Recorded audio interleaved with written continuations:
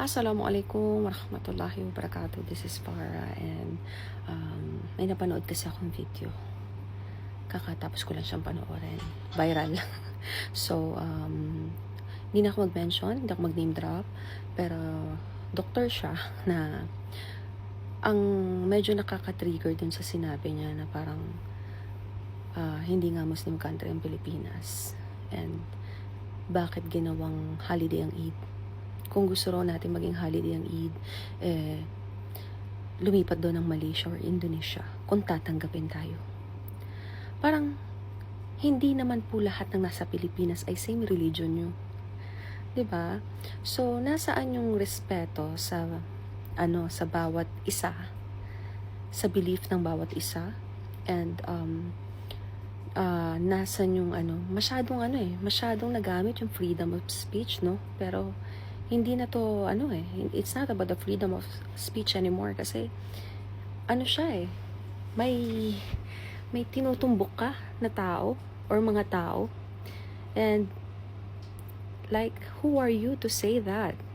Para sabihin mo sa mga tao, sa mga brothers and sisters ko na kamusliman na umalis ng Pilipinas at lumipat na ibang bansa, na Islamic country.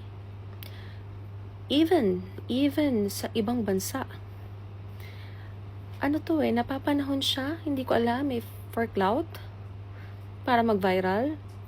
Kasi may mga nangyayari, syempre isisisi na naman yan sa kamusliman. Yun nangyayari ngayon, no? So, I am happy that they filed a case against this person kasi sobrang mali siya. And as a Muslim, I am affected also. Na talaga ako. So, grabe naman tong taong to.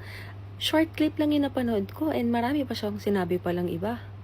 'Di ba? So, ito yung mga tao na if you are looking for validation or if you are asking for respect, you must respect someone else's beliefs and opinion as well.